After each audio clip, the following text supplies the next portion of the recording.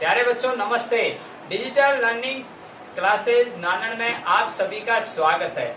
आइए बच्चों, NCERT books कक्षा 8 के चैप्टर नंबर 6 की बात करते हैं, जिसके अंतर्गत वर्ग और वर्ग के बारे में आज जानकारी प्राप्त करेंगे। प्यारे बच्चों, वर्ग और वर्गमूल।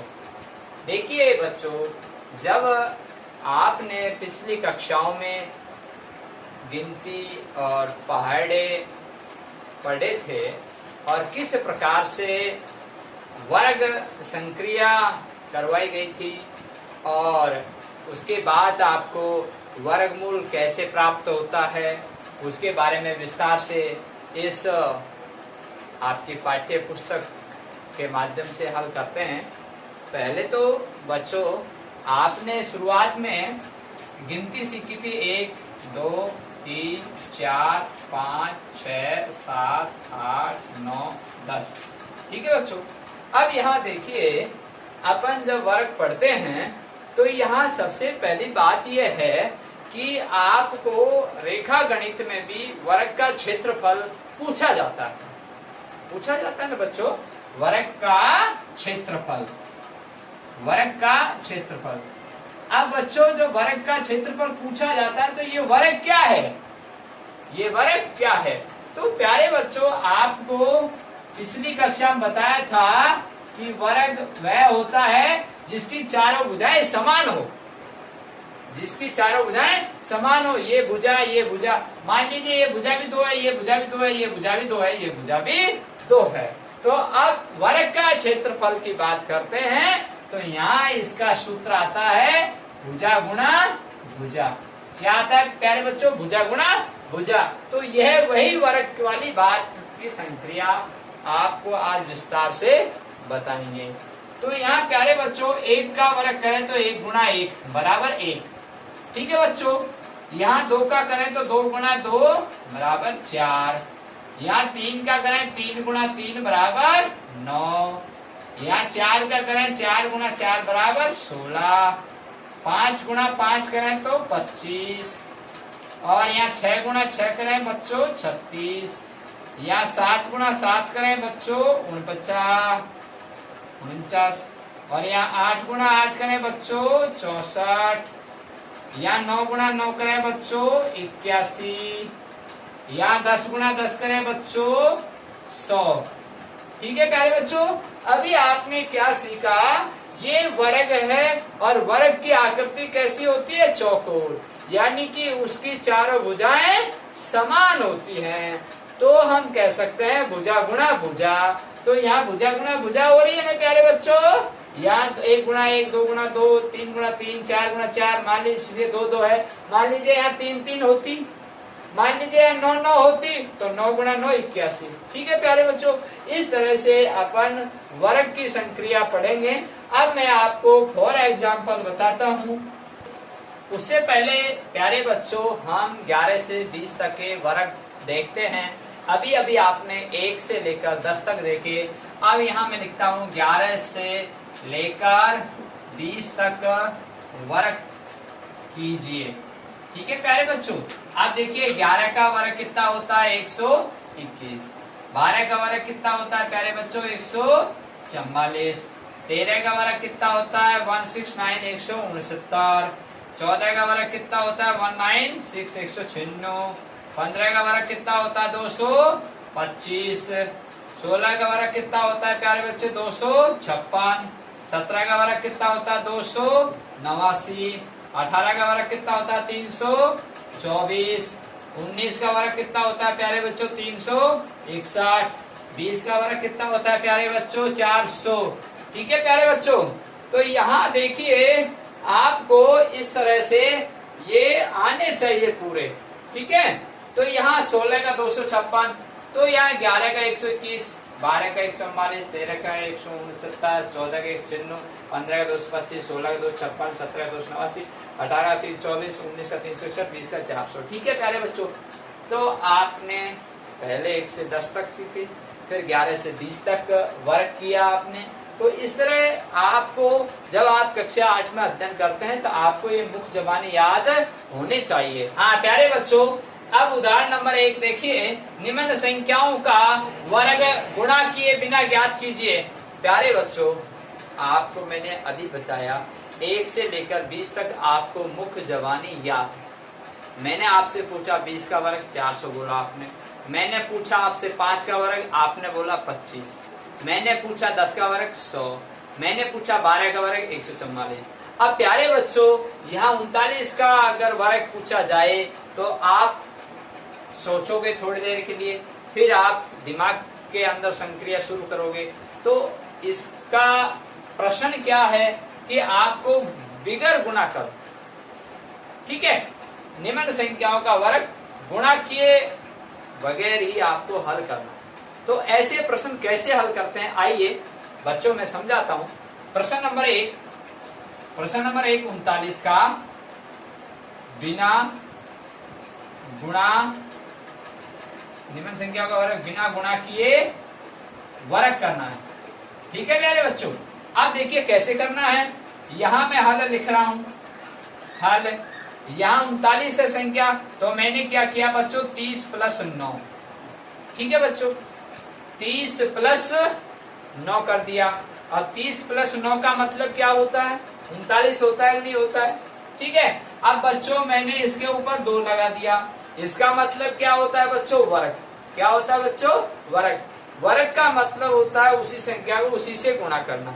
तो यहाँ बच्चों 30 प्लस 9 39, और 39 गुणा 39, तो उसी संख्या उसी से गुणा हो रही है कि नहीं हो रही है, ठीक है।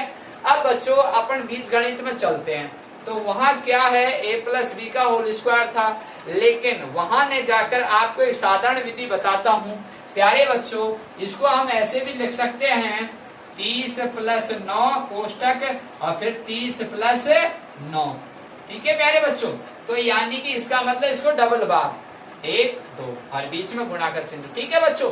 अब देखिए इसको हल करने का तरीका, इस संख्या को इससे गुणा करना है, बीच में गुणा का चिन्ह, ब्रैकेट लगाया कोई चिन्ह नहीं, इसका मतलब गुणा। तो वर्ग संक्रिया किस तरह से होती है, यहाँ 30 और इससे कर रहा हूं मैं, इस ब्रैकेट को इससे गुणा कर रहा हूँ। अब देखिए 30 प्लस 9 और फिर क्या बचा प्लस 9 और 30 प्लस 9, एक ब्रैकेट को ले लिया और एक को संक्रिया में ले लिया। अब देखो बच्चों 30 गुना 30 किया तो कितना आ गया 900, ठीक है, 3 तिया 9 और 0 डबल, यहाँ 9 तिया 27 270, यहाँ फिर वापस 9 तिया 27 270 और फिर 9 9 गुणा किया 81, ठीक है। अब प्यारे बच्चों चिन्ह किसका था, प्लस का। अब ये सब क्या होंगे, जोड़।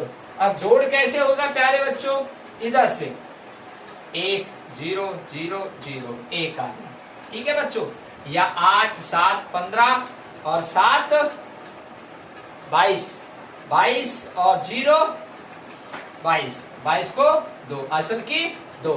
फिर बच्चों अब ये 2 अंक तक हो गया, तीसरा अंक ये, तो असल की 2 आई, 2 2 4 4 2 6 6 9 15, तो ये 1521 आपके आंसर आ चुके हैं, ठीक है प्यारे बच्चों। अब आप 39 गुणा 39 करोगे तो यानी 39 का वर्ग करोगे तो 1521 आंसर आएगा। अभी प्यारे बच्चों आपने ये हल किया। अब ये देखिए प्रश्न नंबर 2, इसको कैसे हल करते हैं। तो प्यारे बच्चों मैंने लिखा 42, ठीक है। अब 42 गुना 42 था, तो अपन इस तरह से ये कह रहा है कि बिना गुणा किए बताना है, तो इसको गुणा करके नहीं बताना है, तो वो तरीका है। तो मैंने क्या लिखा, यहाँ हल है, तो इसको इस तरह से नहीं करना है। हल यहाँ 40 प्लस 2 लिखा प्यारे बच्चों, तो 40 प्लस 2 का मतलब 42 वर्ग नहीं हुआ। फिर ये कह रहा है इसका वर्ग ज्ञात करना है, तो ऊपर मैंने वर्ग का यानी कि स्क्वायर लगा दिया, तो ये वर्ग हो गया। अब इसको हम इस तरह से भी लिख सकते हैं 40 प्लस 2 कोष्टक और 40 प्लस 2 कोष्टक, ठीक है प्यारे बच्चों। तो ये इसका मतलब 2 बार, ये 2 बार लिख दिया।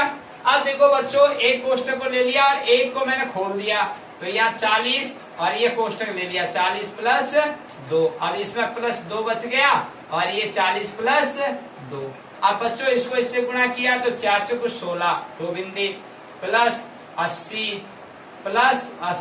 ये ना 40 दूनी 80 और प्लस 4, ये 2 गुणा 2 किया। समझ में आगे हो गया बच्चों? देखो, इसको इससे गुणा किया, इसको इससे गुणा किया, फिर इसको इससे गुणा किया, फिर इसको इससे गुणा किया, और ये चिन्ह किसके आ रहे हैं? वो चिन्ह आगे, ठीक है, प्लस के आ रहे हैं। अब बच्चों इधर से जोड़ते हैं, 4 फिर 0 में जुड़ेगा, इकाई इकाई अंक में सब में जुड़ेगा, तो 4 0 0 0 4, ठीक है प्यारे बच्चों। अब ढाई अंक, इसमें ढाई अंक नहीं है, इसमें ढाई अंक 8 8 16, और ये ढाई अंक इसमें 0 है, तो 16 को 6, असल की 1। अब बच्चों हजार वाला अंक, सॉरी सैकड़ा वाला अंक, इकाई ढाई सैकड़ा। अब सैकड़ा वाला अंक लेंगे, इसमें नहीं है, इसमें नहीं है, इसमें नहीं है, इसमें है, तो आपकी हासिल कितनी आई थी प्यारे बच्चों? 1, तो 6 1 7। अब हजार वाला अंक, तो हजार वाला अंक इसी में है, इकाई ढाई सैकड़ों हजार, ठीक है, तो यहाँ हासिल नहीं आई थी, और ये 1764, ये आपके आंसर आ चुके हैं प्यारे बच्चों। अपन 42 का वर्ग करते हैं तो 1764 यानी 1764। अगला उदाहरण देखिए प्यारे बच्चों, अभी अभी आपने किस तरह से वर्ग ज्ञात करते हैं बिगर गुणा किए, आपको मैंने समझाया। अब उदाहरण नंबर 2 में अगर इस कंडीशन आ जाए, आपको 20 तक जमानी है, 25 35 75 95 का पूछ ले तो क्या करें, 85 का पूछ ले तो क्या करें। मैंने यहाँ 3 उदाहरण लिखे हैं, तो इनकी सहायता से आप और उदाहरण भी कर सकते हो। प्यारे बच्चों, इकाई अंक 5 आने पर वर्ग ज्ञात करें। ओनली फॉर इकाई अंक 5 आने पर ही यह विधि लागू होगी, और वह विधि मैं बता रहा हूँ आपको। यहाँ इकाई अंक 5 5 5 5 5, चाहे 105 ही क्यों ना हो, चाहे 1005 ही क्यों ना हो, चाहे 1035 ही क्यों ना हो, लेकिन इकाई अंक 5 है, ठीक है। तो आप ज्ञात कर सकते हैं। कैसे ज्ञात कर सकते हैं? अब ध्यान से सुनना। यहाँ इकाई अंक 5 है, तो प्यारे बच्चों इसका एक फॉर्मूला है, क्या है ध्यान दीजिए। यहाँ इकाई अंक का वर्ग होगा, और जो ढाई अंक है उसका अगले अंक, ढाई अंक का अगला अंक, ढाई अंक 2 है, तो 2 के बाद अगला अंक कौन सा आएगा? 3, तो 2 और 3 उसमें गुणा होगा, और वो सैकड़ा, और सैकड़े में इकाई अंक जुड़ जाएगा, और जब उसका आंसर आएगा। यस, यहाँ देखिए 2 गुणा 3, तो 2 का अगला इकाई अंक, सॉरी 2 का अगला अंक 3 है, और इसका ये गुणा किया, और ये सैकड़ा, ठीक है बच्चों, सैकड़ा। अब आगे प्लस, और इसका इकाई अंक का वर्ग, इकाई अंक का वर्ग मैं लिख देता हूं यहाँ, इकाई अंक का वर्ग। ये देखो बच्चों, अब देखिए यहाँ 2 गुणा 3 किया, तो यहाँ कितना आ गया? 6, ये सैकड़ा। अब प्लस इकाई अंक क्या है? 5, 5 का वर्ग।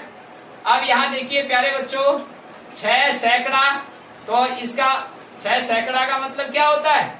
यानी कि यहाँ पर 2 शून्य सैकड़ा, और प्लस 25। अब 600 में 25 जोड़ोगे तो क्या आ जाएगा? 625। तो 25 का वर्ग करते हैं तो 625 हो गया प्यारे बच्चों। तो आप समझ में होंगे। अब मान लीजिए 35 का निकालना है, तो ठीक इसी प्रकार से 3 का अगला अंक क्या है? 4, ठीक है प्यारे बच्चों। फिर यहाँ लिखोगे सैकड़ा, सैकड़ा के बाद में प्लस इकाई अंक का वर्ग, इकाई अंक का वर्ग, तो ये वर्ग। अब देखिए प्यारे बच्चों 3 गुणा 4, और ये सैकड़ा, और यहाँ इकाई अंक का वर्ग क्या है? 5, तो ये 4 तिया 12, तो ये सैकड़ा मतलब 2 बिंदी प्लस और 5 का वर्ग 25, इसमें जोड़ा तो 1225 हो गया। अब ये बात अब 75 करता हूँ इसकी, तो ये 7 का अगला अंक क्या है? 8, और ये सैकड़ा प्लस इकाई अंक का वर्ग, इकाई अंक का वर्ग। देखिए प्यारे बच्चों, यह 7 का अगला अंक क्या था? 7 से आगे अंक 8 और इकाई अंक का वर्ग, तो यहाँ 8 7 56, और ये 100 से गुणा किया तो ये हो गया 100 प्लस। अब यहाँ प्यारे बच्चों इकाई अंक कितना है? 5, तो 25, अब इसमें जोड़ा तो 5625। तो कितना आसान तरीका था। तो आप किसी का भी हल कर सकते हो। जब यहाँ इकाई और ढाई अंक होते हैं, इकाई और ढाई, और मान लीजिए आपको सैकड़ा में होता, मान लीजिए 125 होता तो क्या करते? तो अब 125 होता तो आप क्या करें? 125 का इकाई धाई सैकड़ा है, तो मैंने क्या कहा कि यहाँ इकाई अंक का वर्ग होता है और यहाँ ये जो संख्या बची है उसका अगला अंक लेना है। यहाँ अब पहले क्या होता था, जो संख्या बचती थी दो ही अंक थे वहां, इकाई और धाई। अब यहाँ इकाई धाई सैकड़ा 3 अंक हो गए, तो इस कंडीशन में अपन को वही ट्रिक करनी है। तो इसका 12 का अगला अंक क्या है 13 और ये सैकड़ा, फिर उसके बाद में प्लस, फिर इकाई अंक का वर्ग, ये इकाई अंक का वर्ग। अब प्यारे बच्चों 12 का अगला अंक क्या था 13, तो 12 गुणा 13 किया कितना आ गया 156, और सैकड़ा का मतलब 100 से गुणा किया तो ये 2 बिंदी लग गई, प्लस इकाई अंक क्या है 5, तो 5 का वर्ग किया 156 जीरो, और 5 का वर्ग किया 25। अब इसको जोड़ा 156 जीरो में जुड़ गया 25, 156 25 यानी 15,625, और ये इसका आंसर किसका 125 का। अगर 125 का वर्ग ज्ञात करें तो इस तरह से अपन ज्ञात कर, कितनी सरल विधि है प्यारे बच्चों, आपको समझ में आई होगी। मैंने आपको 1 अंक के बताया था वर्ग करना, फिर 2 अंकों में बता दिया, फिर आपको 3 अंकों में बता दिया। अब 3 अंकों के किस तरह से आपको ज्ञात करते हैं। अब अगला उदाहरण प्यारे बच्चों, अगला उदाहरण तीसरा, यहाँ पाइथागोरस त्रिक के बारे में बात करते हैं। ये बच्चों पाइथागोरस त्रिक क्या है, गणित का जो विद्वान था उसने ये पाइथागोरस त्रिक बनाई थी। अब यहाँ पाइथागोरस त्रिक आप जब अपन उसमें पढ़ते हैं त्रिकोणमिति के अंतर्गत, और 2 भुजाओं का वर्गों का योग तीसरी भुजा के वर्ग के बराबर होता है। यहाँ पाइथागोरस त्रिक उसी आधारित है। अब देखिए हमको यहाँ किस तरह से पाइथागोरस त्रिक, मान लीजिए यहाँ मैं 3 का वर्ग करता हूँ, ठीक है, और प्लस 4 का वर्ग करता हूँ, इन दोनों को जोड़ता हूँ।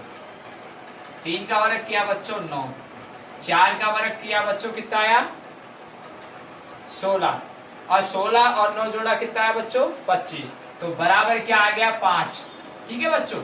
तो यहाँ पाइथागोरस त्रिक क्या बताती है कि 2 भुजाओं का वर्ग, 2 भुजाओं का वर्ग तीसरी भुजा के वर्ग के बराबर होता है। यहाँ ये तीसरी भुजा, तो वही बात आ गई, तो त्रिभुज वाली बात, ये इस तरह से ये त्रिभुज हो गया, और इसमें एक भुजा तो ये है बच्चों, ठीक है, इसका ये 3 है और ये 4 है और ये 5 है, ठीक है। अब इसका वर्ग और इसका वर्ग, 2 भुजाओं का वर्ग तीसरी भुजा के वर्ग के बराबर है, तो 3 और 4 का वर्ग किया और ये 5, और बराबर कितना आ गया 25, आया कि नहीं आया, ठीक है। अब सुनिए, तो हम कह सकते हैं पाइथागोरस त्रिक में, तो ये संख्याएं क्या हुई, ये संख्या 3 4 और 5, ठीक है बच्चों, ये 3 4 और 5।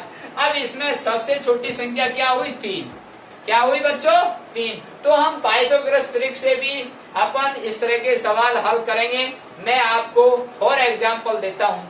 हाँ प्यारे बच्चों, अब मैंने आपको बोला था कि पाइथागोरस त्रिक से किस तरह से, मान लीजिए जिसकी सबसे छोटी संख्या 8, पाइथागोरस त्रिक से 3 संख्या आपको प्राप्त करनी है, लेकिन प्रश्न क्या कह रहा है, जिसकी सबसे छोटी संख्या 8 है।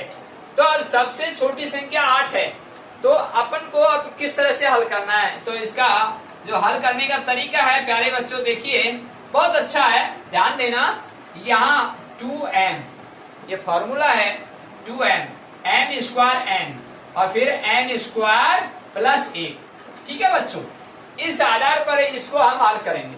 तो सबसे पहली बात है, जिसकी सबसे छोटी संख्या 8 है, तो 8 है तो हमने इसमें पुटअप किया इसको, तो यहाँ m स्क्वायर माइनस 1 बराबर 8, ठीक है बच्चों।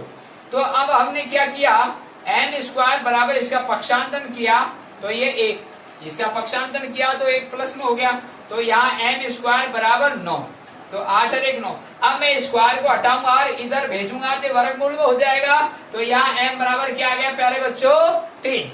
अब मैं इसमें पुटअप करूंगा, देखिए यहाँ 2m बराबर क्या हो गया, 2 गुणा 3 बराबर 6। अब m स्क्वायर माइनस 1 बराबर क्या हो गया बच्चों 11, ठीक है।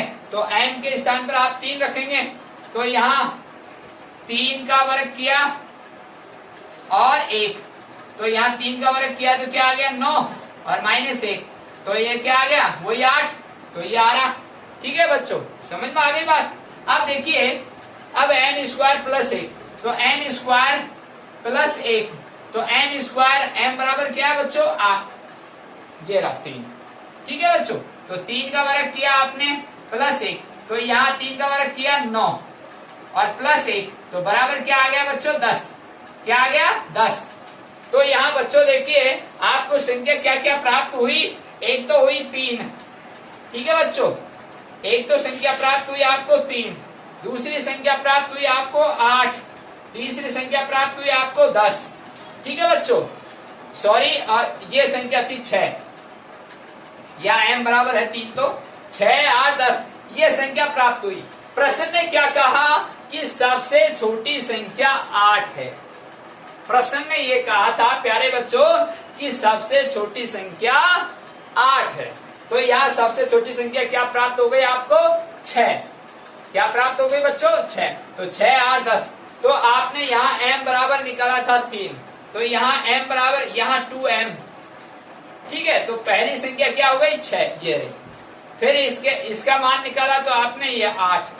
ठीक है प्यारे बच्चों, फिर इसका मान निकाला तो ये 10 तो क्या आ गया 6 8 10। तो मुझे क्या चाहिए थी सबसे छोटी संख्या। तो यहाँ बच्चों छोटी संख्या 6 है तो सबसे छोटी संख्या आप कैसे ज्ञात करें। अब देखिए प्यारे बच्चों देखो कभी कभी क्या होता है अपन इसे निकाल लेते इससे निकाल लेते इससे निकाल लेते फॉर्मूला है। अब देखिए अपन को सबसे छोटी संख्या ज्ञात हो जाएगी इसी पाइथागोरस से।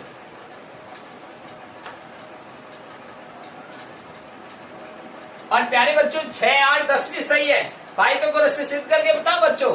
तो ये देखो ये त्रिभुज था। ठीक है बच्चों, अब ये भुजा कितनी थी मान लीजिए उसमें लिखा था 6 8 10। ठीक है, तो दो भुजाओं का वर्ग तो 6 का वर्ग किया और 8 का वर्ग किया ये लो बराबर 10 का वर्ग। दो भुजाओं का वर्ग बराबर तीसरी भुजा तो 6 का वर्ग करूंगा 36 और 8 का वर्ग करूंगा 64 और बराबर 10 का वर्ग करूंगा 100। तो 64 और 36 जोड़ूंगा बच्चों 100 आएगा और इधर भी 100 आएगा। सिद्ध हुआ कि नहीं हुआ। तो 6 8 10 क्लियर। लेकिन प्यारे बच्चों यहाँ आपसे पूछी गई है सबसे छोटी संख्या। अब यह आपने सिद्ध करके देख लिया ये भी है संख्या लेकिन यहाँ आपको सबसे छोटी संख्या क्या है 6 है। ठीक है, अब अपन को सबसे छोटी संख्या 8 ज्ञात करनी है। अब कैसे ज्ञात करेंगे देखो यहाँ बच्चों देखिए यहाँ मैंने 2m बराबर 8 रखा। ठीक है, तो अब m बराबर क्या आ गया बच्चों 4। कैसे आया 4 देखो 2m बराबर 8 m बराबर अब 2 का भाग लग गया तो 2 का भाग 8 में दिया 4। ठीक है बच्चों, ये इससे कट गया 2 का भाग 8 में 4 तो यह m बराबर क्या आ गया 4। अब देखिए मैं इसमें पुटअप करूंगा। ठीक है, तो यहाँ पुटअप करूंगा। यहाँ देखिए 2m बराबर तो क्या हो गया 8 तो m स्क्वायर माइनस 1 बराबर क्या हो गया। यहाँ देखिए m बराबर क्या है 4 तो 4 का वर्ग किया मैंने और यहाँ 1 तो देखिए प्यारे बच्चों 4 का वर्ग करूंगा तो क्या आएगा 16 माइनस 1 तो 16 में से 1 गया तो क्या बच गया 15। ठीक है प्यारे बच्चों, अब यहाँ m स्क्वायर प्लस 1 तो यहाँ मान रखूंगा m की जगह क्या 4 का वर्ग करूंगा 1 तो 16 प्लस 1 तो यहाँ क्या आ गया 17। ठीक है प्यारे बच्चों, तो आपके पास में क्या संख्या प्राप्त हो गई 8 15 और 17 हो गई ना प्यारे बच्चों 8 15 17। अब बात यह है इसको सिद्ध करना है पाइथागोरस तरीके से। ठीक है, तो मैंने अभी आपको सिद्ध करके बताया। अब यहाँ सबसे छोटी संख्या प्राप्त तो हो गई 8। ये तो बात सही है क्योंकि देखो 17 15 और 8 सबसे छोटी 8 है। लेकिन अब ये सही है या गलत इसको सिद्ध करके बताना है। किससे पाइथागोरस तरीके से। आप देखिए इसको सिद्ध करके बताता हूं मैं आपको। यहाँ लिख देता हूं देखो बच्चों ये संख्या थी 8 15 17 और ये आपका त्रिभुज। ठीक है बच्चों, और ये आपका समकोण। समकोण के जस्ट सामने भुजा क्या हो गई कर्ण। ठीक है बच्चों, और ये आपका आधार और ये आपका लंब। ठीक है बच्चों, अब देखिए ये कहता है कि 8 इसका लंब है। चलो 8 इसका लंब है, आधार इसका 15 है और 17 इसका कर्ण है। ठीक है बच्चों, तो ये दो भुजा या लंब और आधार होती है, और तीसरी भुजा हमेशा कर्ण होती है। तो सबसे बड़ी भुजा कर्ण होती है हमेशा, किसमें? त्रिभुज के अंदर। कौन सा त्रिभुज? समकोण त्रिभुज। ये बच्चों समकोण त्रिभुज है। कौन सा त्रिभुज है ये? समकोण त्रिभुज। त्रिकोणमिति के अंतर्गत इसी से ज्ञात किया जाता है, और समकोण त्रिभुज को 90 डिग्री का कहते हैं बच्चों। ये समकोण त्रिभुज है और इसको 90 डिग्री का कहते हैं। ठीक है बच्चों, अब देखिए इसको सिद्ध करना है कि ये संख्या सही है या गलत। तो कैसे करेंगे? पाइथागोरस त्रिक से। तो पाइथागोरस त्रिक क्या कहती है कि कर्ण स्क्वायर बराबर आधार स्क्वायर प्लस लंब स्क्वायर। ठीक है बच्चों, चाहे आप ऐसे भी लिख सकते हो, लंब स्क्वायर प्लस आधार स्क्वायर बराबर कर्ण स्क्वायर। नो टेंशन, आपको कोई दिक्कत नहीं। तो कर्ण कितना है बच्चों? 17। ठीक है बच्चों, आधार कितना है बच्चों? 15। लंब कितना है बच्चों? 8। अब देखिए बच्चों, 17 का वर्ग किया आपने, कितना है बच्चों? 289। ठीक है बच्चों, 15 का वर्ग किया, कितना है बच्चों? 225। 8 का वर्ग किया, कितना है बच्चों? 64। अब ये इधर 289 है ना, 17 का वर्ग किया। अब देखिए तो इधर भी 289 आना आएगा, तो आपका सवाल सही नहीं तो गलत।